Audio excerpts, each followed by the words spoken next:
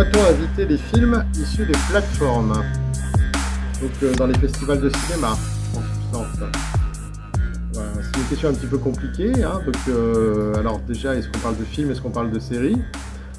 S'il s'agit de films, il va de soi que par rapport à leur exploitation en salle, comme ce sont des films qui ne sont pas destinés aux salles, ça pose en effet un véritable problème. Et à mon sens, donc non, ma réponse est plutôt non. On ne doit pas inviter les films issus des plateformes dans des festivals de cinéma, en particulier comme celui-ci, puisque ces festivals sont censés aussi inciter les spectateurs à retourner dans les salles de cinéma. Le Covid a-t-il changé les habitudes? Ah oui, incontestablement. Je pense que le Covid a changé les habitudes dans la mesure où, pendant plusieurs mois, comme vous le savez, les salles de cinéma ont fermé. Que ce soit pendant le premier confinement ou ensuite à l'issue du deuxième confinement pendant tout l'hiver 2020-2021. Donc oui, les gens ont pris l'habitude, si je puis dire, de ne pas aller au cinéma pendant la période de fermeture des salles. Pour autant, ma conviction est que ces changements d'habitude, ces changements de pratiques spectatorielles, elles sont antérieures au Covid. Les plateformes se sont installées dans les différents pays occidentaux, des cinéphilies d'ailleurs, de la cinéphilie bien avant la cinéphilie. le Covid. C'est un phénomène historique qui ça a plutôt constitué dans les années une accélération de se développe également dans les années d'histoire mondiale. D'autres ça, c'est d'autres œuvres qui en sont vraiment, pour le coup, mais la cinéphilie, les cinéphiles sur des plateformes, sur des écrans évidemment domestiques. exister. Aujourd'hui, pour tout un tas de films, et non une accélération des années 50-60 vers le cinéma de genre, vers des cinémas extra-européens, etc.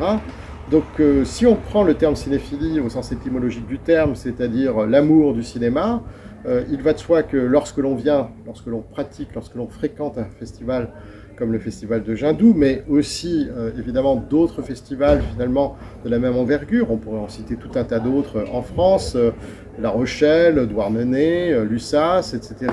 Ce sont des formes de cinéphilie qui ne sont pas d'ailleurs exclusives de formes d'intérêt pour les choses du monde dont peuvent parler certains documentaires, c'est le cas à Jindoux, c'est le cas à Lussas, mais aussi des formes nouvelles évidemment de cinéma qui sont également présentées dans un festival comme le festival de Jindoux. Est-ce que c'est pas un mot qui fait peur pour la nouvelle génération? Moi je vois pas en quoi ça fait peur, c'est pas parce que c'est un mot dont la racine est grecque que ça doit faire peur. Je n'ai pas l'impression, moi j'enseigne à des jeunes gens qui sont étudiants, ils n'ont pas peur de se revendiquer cinéphiles. De toute façon, le terme de philie est un terme qui s'applique à d'autres formes de pratiques culturelles. On commence à parler par exemple de ludophilie pour ce qui concerne les jeux vidéo. Les jeunes générations, et pas seulement elles d'ailleurs, sont très amatrices de jeux vidéo. Donc non, pour moi, c'est pas du tout un terme qui pose problème. Non. D'accord. Alors, il y en a encore un certain nombre. Je vais essayer de ne pas les semer dans le champ à côté. De la difficulté à avoir des films en avant-première. Alors ça, c'est une question qu'il faudrait davantage poser aux programmateurs de Jindoux Cinéma, Marie Virgo, Sébastien Lasserre. C'est vrai que c'est une question qui se pose régulièrement, mais qui, pour le type de films qui sont projetés à Jindoux, ne pose pas de problème majeur. C'est-à-dire que finalement, non seulement le festival est bien ancré, je dirais, et dans son territoire et dans le paysage cinématographique, la chose je pense, dans les mêmes termes, par exemple à La Rochelle. Je prends cet exemple parce que c'est un festival sans compétition comme l'est le festival de Jindoux, et donc le fait que ce soit sans compétition est aussi évidemment quelque chose d'intéressant lorsque l'on passe des avant-premières. Il s'agit juste de susciter l'intérêt du public et pas seulement d'attirer des producteurs, des distributeurs et des cinéastes pour avoir des prix. La question se pose évidemment en d'autres termes pour d'autres lieux de plus grande importance, ou pour, par exemple, des manifestations organisées en cinémathèque, pour le cinéma de patrimoine. Donc là, on sort de l'avant-première, mais parce qu'on peut avoir des phénomènes de rétention des films, si je puis dire, de la part de distributeurs qui sont associés à telle ou telle plateforme et qui peuvent retenir tel ou tel film qui fait partie de leur catalogue et qui empêche en fait de les montrer à nouveau en salle. Donc on n'est pas là dans le champ de l'avant-première, donc ce qui va sortir en salle ensuite, mais plus sur la manière dont on utilise finalement commercialement tel ou tel objet, tel ou tel film parce qu'on va en sortir un dans la même série, dans la même continuité. Alors bon, en même temps, c'est pas à Jindou qu'on va montrer ni des James Bond, ni des films Marvel, hein, donc la question se pose pas du tout ici. C'est un autre type de cinéma qui a son intérêt, sa légitimité, mais enfin la question se pose pas du tout ici, c'est pas le cinéma qu'on recherche ici. Il n'en reste pas moins que la question se pose plus, je pense, aujourd'hui, avec cette forme de sérialité qui affecte non seulement les séries au sens traditionnel du terme, mais aussi les films, je dirais, mainstream, dont finalement, en fait, les différents opus posent parfois problème si on souhaite les diffuser à des fins purement, d'ailleurs, d'histoire du cinéma. Alors, je vais en prendre une autre.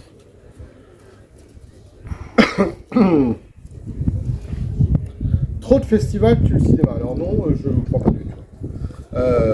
Là, je n'ai pas tellement envie d'argumenter. C'est-à-dire que je pense qu'un festival de cinéma est un lieu qui permet au public, on le voit ici, de voir des films qui ne sortiront pas nécessairement dans la région, dans les salles de la région, même si on a ici du public qui vient de Toulouse, et donc un certain nombre des films qui sont présentés ici seront présentés dans les salles d'arrêt d'essai, par exemple de Toulouse, ça peut être aussi dans d'autres villes, ça va de soi. Moi, je pense que la pratique des festivals de cinéma est une pratique cumulative avec la pratique spectatorielle classique en cinéma. De même que pendant longtemps, au demeurant, quand on était amateur de DVD, de films en fait projetés ou visionnés dans un espace domestique, à mon sens, c'était une pratique cumulative aussi. Moi, c'était quelque chose que j'avais constaté quand j'étais conservateur de la Cinémathèque de Toulouse. Quand on passait des westerns, on avait fait, je me souviens, une programmation sur le western dit crépusculaire dans les années 70 et 80, enfin 60, 70, 80, donc c'est une programmation qui a maintenant une douzaine d'années. On avait eu beaucoup de monde, de jeunes gens qui avaient certainement vu ces films en vidéo, mais qui souhaitaient les découvrir sur le grand écran. Et pour moi, la curiosité suscitée par un festival comme le Festival de Jindou, par la découverte des films, n'est pas du tout contraignante, n'empêche pas en réalité le visionnement des films par ailleurs, et c'est plutôt une dynamique positive. Non, si il y avait en fait un festival de cinéma finalement dans chaque chef-lieu d'arrondissement, j'exagère un petit peu, mais enfin ça ne me dérangerait pas plus que ça. Alors, je vais encore remuer, bon il y en a encore un certain nombre. Moins que tout à l'heure. Alors, de l'influence d'un festival pour les entrées en salle, bon, j'ai finalement un peu répondu à cette question à l'instant, c'est-à-dire que moi je crois aux pratiques cumulatives, je crois que finalement, et j'irai même au-delà, je pense que on constate quand même aujourd'hui, on le constate là tous les jours ici à Jindou, là depuis que le festival a commencé. Mais c'était le cas, j'ai fait un tour à La Rochelle au début de l'été, c'est le cas je sais dans d'autres festivals qui ont lieu en ce moment. En réalité, il y a beaucoup de spectateurs dans ces festivals de cinéma. On est en train de retrouver les chiffres de fréquentation qui étaient ceux de l'avant-pandémie de 2019. Il est encore trop tôt pour faire un bilan ici à Jindou, bien entendu. On constate qu'il y a beaucoup de monde aux projections dans la journée, aux projections le soir. Et en réalité, c'est donc bien en fait qu'il y a une curiosité, une appétence du public pour voir des films sur des grands écrans, comme l'écran magnifique qui est ici à notre droite, en bas du cinéma de verdure. Donc non, je ne crois pas du tout qu'il y ait une influence en tout cas négative pour les entrées en salle. L'influence que ça peut avoir, c'est au fond une influence positive parce que on n'a pas pu voir un film qui était projeté dans tel ou tel festival et qu'on avait envie de le voir parce qu'on n'avait pas le temps. Mais donc on va le voir en salle lorsqu'il sort, parce qu'on conduit ses amis, ses relations en leur disant j'ai vu ça au festival, c'était super, vas-y, ou bien parce que en fait finalement on a envie de le revoir justement en salle après l'avoir découvert en festival. Oui, je crois s'il y a une influence, en tout cas il me semble que c'est plutôt une influence positive qui tient à cette logique cumulative des spectateurs, des spectatrices de festivals qui à mon sens sont plutôt mus par une forme de curiosité pour le cinéma qui va les amener à aller plutôt en salle par la suite. Alors, encore une petite bande. Le festival les festivals sont-ils trop loin de la préoccupation économique des salles ? Alors ça dépend ce qu'on entend par préoccupation économique des salles, c'est-à-dire la fréquentation. Oui, la fréquentation, la notion économique. Je veux dire qu'aujourd'hui, je sais pas quoi, il y a eu quand même une baisse du nombre de spectateurs. Oui, absolument. Oui. Et que donc voir Jindou plein, c'est une chose. Oui. Voilà, c'est les salles, elles, peut-être, sont plus à la peine. Quoi, les festivals sont pleins, mais les salles sont peut-être plus à la peine. Oui, oui. Alors, c'est ce que je disais, c'est-à-dire qu'en fait, on constate qu'il y a une vraie appétence du public, c'est-à-dire que, au fond, la fréquentation forte des festivals de cinéma, en particulier de celui dans lequel on se trouve ici, vient contredire ce qu'on entend parfois trop souvent, c'est-à-dire que les gens n'ont plus envie de voir des films en salle, ou plus envie de voir des films dans un environnement ou dans un espace collectif, hein, puisque c'est ça, aller au cinéma. Pas le fait que la salle elle soit close ou elle soit ouverte, c'est le fait de voir en fait des films dans un espace collectif. Alors, moi, je peux pas répondre là-dessus précisément, c'est-à-dire que moi, j'ai pas l'impression, il y a ici, je le sais, dans les spectateurs de Jindou, et les spectatrices, un certain nombre d'animateurs de salles, de directeurs, de directrices de salles de cinéma, de la région ou plus largement d'autres parties de la France, ou d'anciens directeurs ou d'anciennes directrices en fait, de salles. Donc pour moi, ça ne pose pas de problème majeur en réalité, cette question hein, de logique économique. Je ne crois pas qu'il y ait encore une fois de contradiction entre la logique économique d'un festival comme celui-ci, qui ne vise pas à gagner de l'argent, mais vraiment à faire découvrir des films au public, et la logique économique des salles. Alors, la question se pose peut-être en d'autres termes lorsque, par exemple, on a affaire à des films plus grand public, encore une fois, plus mainstream, parce que on constate que c'est quand même ces films qui ont du mal aussi à trouver leur public aujourd'hui. Hein. Et ça tient à une logique qui échappe complètement au festival, qui est une logique, je dirais, plus de distribution commerciale, certaines plateformes aujourd'hui privilégiant le maintien des films sur la plateforme au détriment de la sortie en salle. Certains de ces films, notamment des blockbusters américains, étant, on le sait, des moteurs hein, pour des petites salles, y compris hein, dans des petites villes ou dans des milieux ruraux, qui peuvent justement en fait à la fois projeter un blockbuster et puis projeter en fait des films d'auteur. Et donc c'est vrai que s'il n'y a pas le blockbuster pour tracter en quelque sorte hein, le public de la salle, c'est parfois plus compliqué. Je sais que par exemple ce mois d'août, il se trouve que j'en ai discuté il y a quelques temps avec deux directeurs de salle. L'un qui était en région et l'autre à Paris. Je sais que cet été, par exemple, il n'y a pas de grosses machines américaines qui sortent. Et pour un certain nombre de salles qui sont dans les zones touristiques de la France, notamment sur le littoral, etc., c'est très compliqué parce que en fait, ça veut dire qu'il n'y a pas eu en fait d'éléments pour attirer le public vers les salles pendant l'été. Voilà. Mais là, c'est une logique qui est vraiment une logique qui n'est pas celle des festivals, qui est celle des majors de la distribution, et en particulier lorsqu'il s'agit de distribuer des films américains dont on sait qu'ils entraînent hein, le public derrière eux. Alors,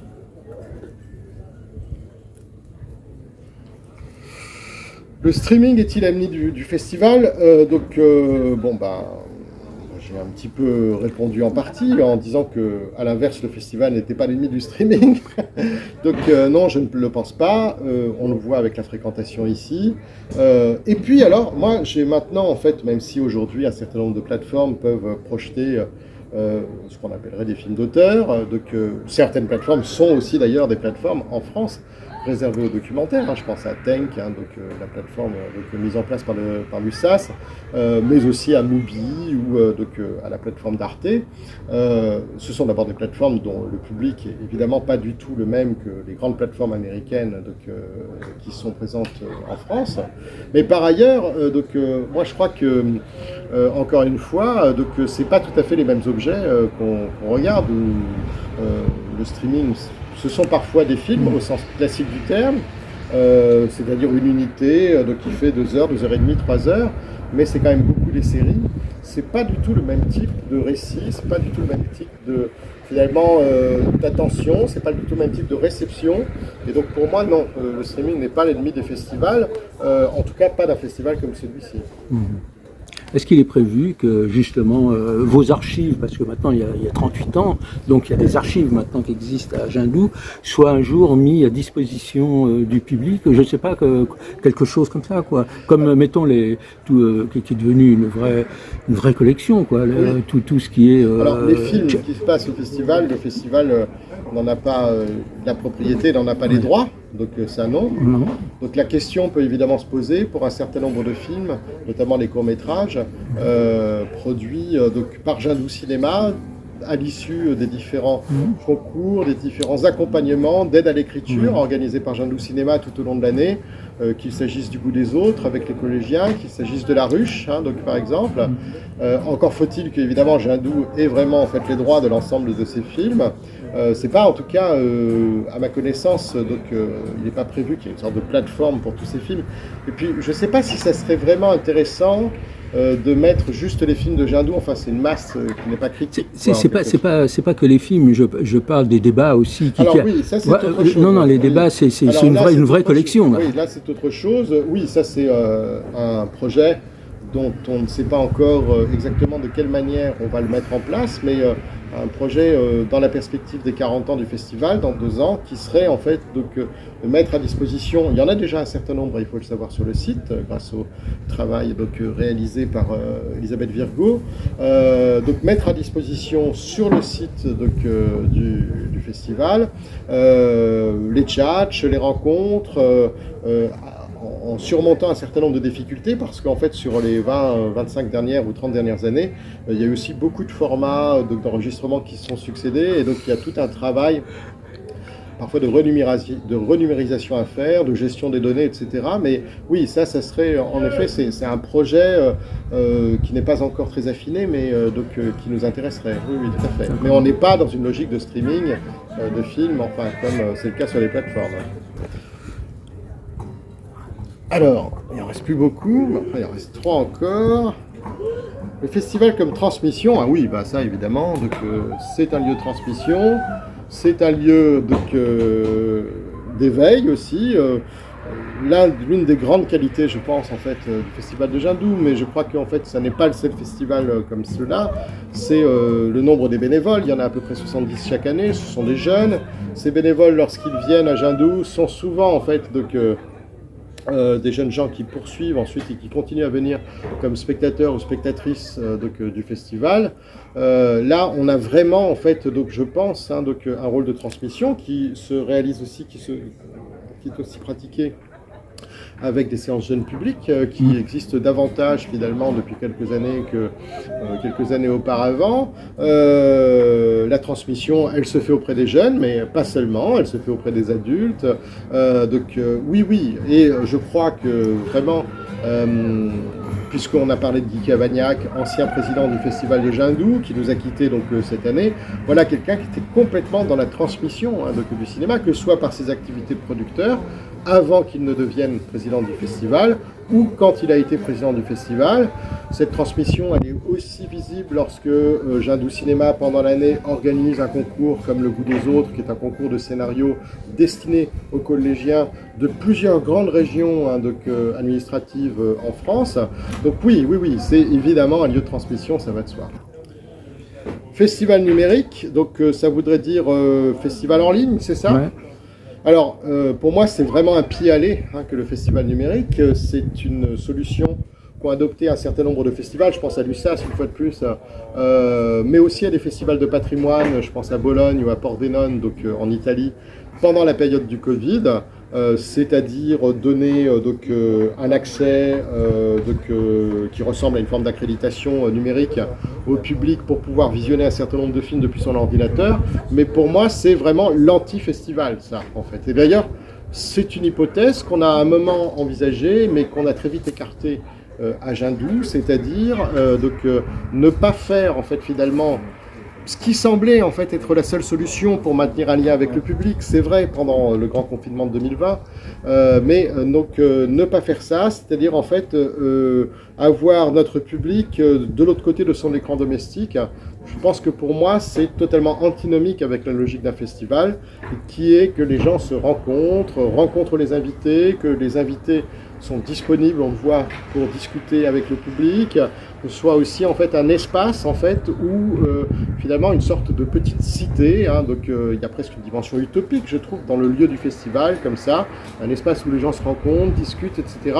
Et il va de soi qu'être derrière son écran dans son espace domestique de manière individuelle, c'est totalement antinomique avec cette logique. Donc, s'il est possible de maintenir, et c'est ce qu'on a fait d'ailleurs en 2020, même si c'était dans une formule un petit peu réduite, un festival dans une forme physique, c'est pour moi la seule manière en fait de continuer à faire exister un festival.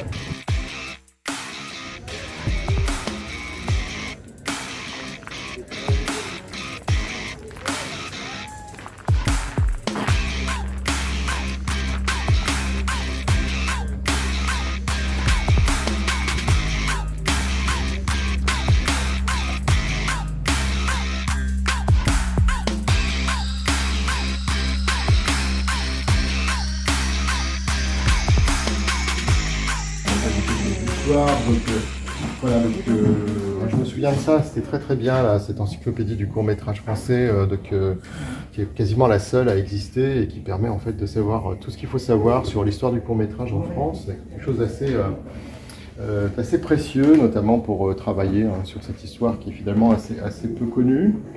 Donc là, on a beaucoup de choses sur les questions justement de fabrication des films. Comme il y a tout un volet de la programmation qui concerne le Front populaire, les mémoires ouvrières, donc il y a tout un rayon là sur le Front populaire, justement les manifestations, des choses comme ça, etc. Là, il y a un livre là, que je n'ai pas lu sur les techniques et politiques des médias décentralisés, le direct et le numérique. Ça c'est intéressant là, dans cette collection là, Mimesis, chez Mimesis. Je ne sais pas si on a... Voilà, quelque chose qui peut être intéressant sur les médias légers, le cinéma documentaire, oui, donc plutôt sur des choses très contemporaines.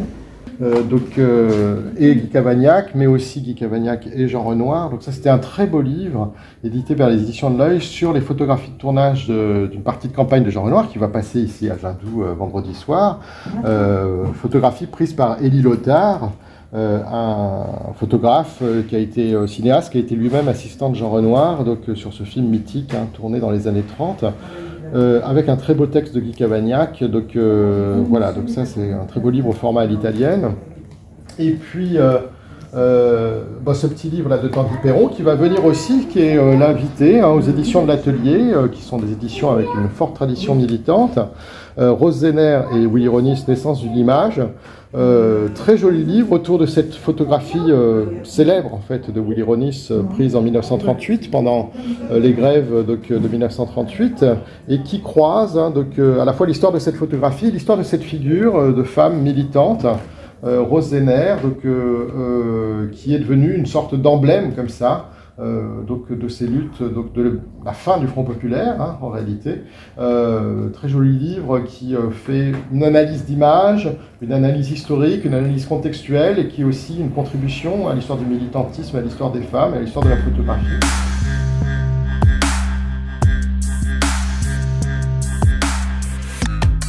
Alors évidemment, c'est une question à laquelle il est extrêmement difficile de répondre, voire impossible. En fait, puisqu'il faut se plier au questionnaire, et ça ne sera pas une réponse humoristique, je dirais Cléo de 5 à 7 d'Agnès Varda.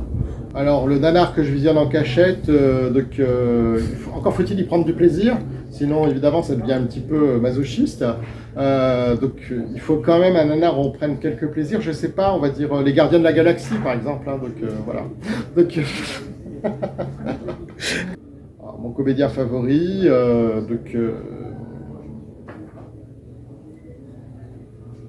alors, c'est une bonne question. Je pense que le champ est tellement vaste que c'est extrêmement difficile. Je pense que j'irai chercher du côté des comédiens de l'âge classique américain. Des gens qui savaient tout faire, qui étaient extraordinaires. Peut-être, je sais pas, James Stewart ou Cary Grant, quoi. Voilà. Alors, ma comédienne favorite,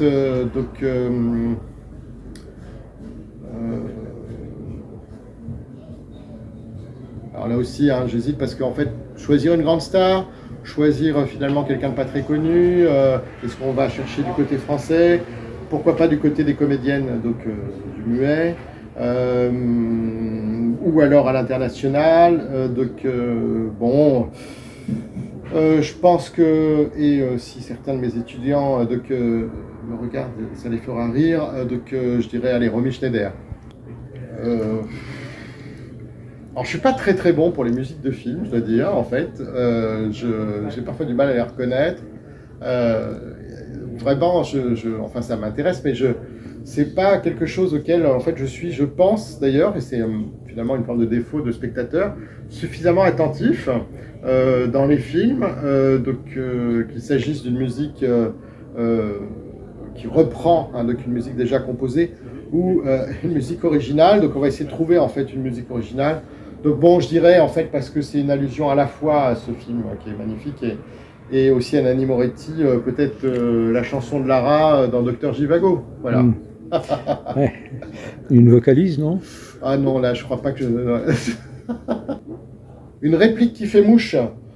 Alors là, ça va être peut-être donc dans le cinéma français, ou en tout cas quelque chose qui touche aussi tout le monde, parce qu'une réplique qui fait mouche, c'est non seulement une réplique brillante, mais une réplique que tout le monde reconnaît. Donc je dirais, je connais une polonaise qu'on buvait au petit déjeuner. Le film? Les Tontons Flingueurs. D'accord. Alors c'est difficile parce que je lis plus tellement de revues de cinéma aujourd'hui. Je lis plutôt des livres, des essais, des choses comme ça, etc. Donc, si je pouvais mettre un joker, je mettrais un joker. Mais si j'ai pas droit au joker, c'est très compliqué. Bon, vous avez le droit au joker. Hein. Comment? Vous avez le droit au joker? J'ai droit au joker? Ouais. Ah bah alors je mets un joker. Mais parce que du coup il est inaccessible ou parce que non, on ne sait pas finalement. Il faut savoir, c'est une expression dont se moquent beaucoup mes étudiants, parce que je suis prof à la fac, parce que c'est une expression que je leur sors souvent, en fait, voilà quelque chose que les moins de 20 ans ou que les moins de 30 ans ne peuvent pas connaître. Un film que... Alors, encore faut-il que, justement, il n'ait pas la curiosité d'aller y voir.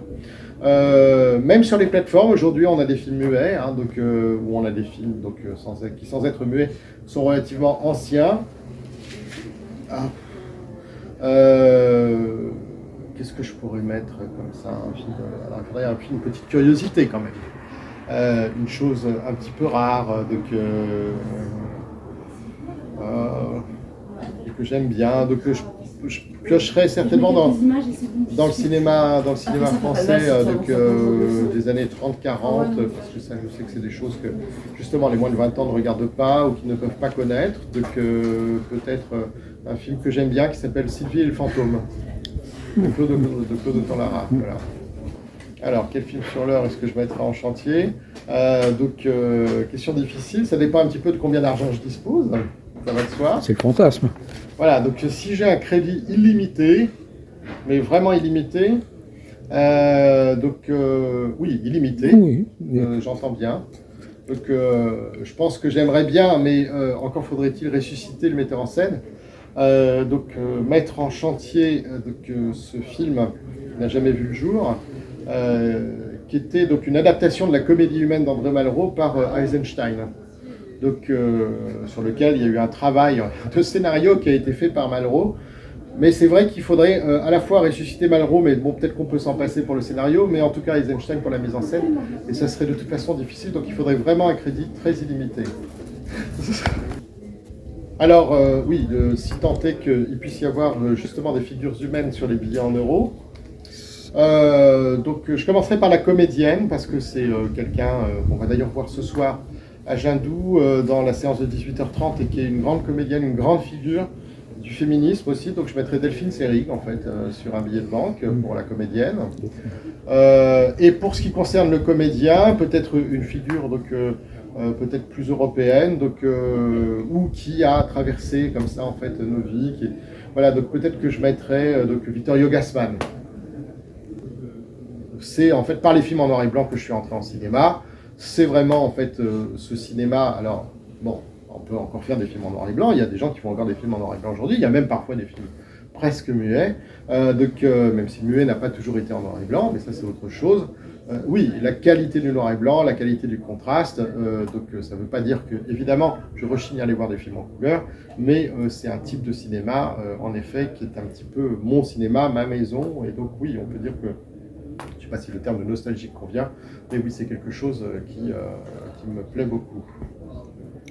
La dernière fois que vous avez été au cinéma, dans une salle, hein, Alors, dans une salle bien et ici, que vous avez, que vous avez payé une place. que j'ai payé ma place, eh bien, c'était peu de temps avant de partir en vacances, où je suis allé voir une reprise à Paris, qui est la Terrasse des Torres Scola.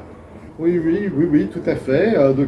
C'est pas non plus ce que je préfère, le fantastique, l'horreur, enfin voilà. Bon, mais c'est vrai que c'est un plaisir un peu, alors pas vraiment coupable, parce qu'aujourd'hui les films de genre font partie de l'histoire du cinéma pleinement, et puis ça existe depuis très longtemps. Oui, mais alors c'est vrai qu'il faut quand même le dire, pour le coup, et avouer quelque chose ici devant ce confessionnal, j'aime aussi beaucoup les séries de genre. Voilà, par exemple, je suis un grand amateur de Stranger Things, cette série fantastique sur Netflix. Voilà, donc ça, c'est des choses, oui, que je regarde avec beaucoup de plaisir. Mais il ne faut pas bouder dans son plaisir lorsque l'on regarde des images, qu'il s'agisse de films ou de séries. J'aurais tenté de dire non.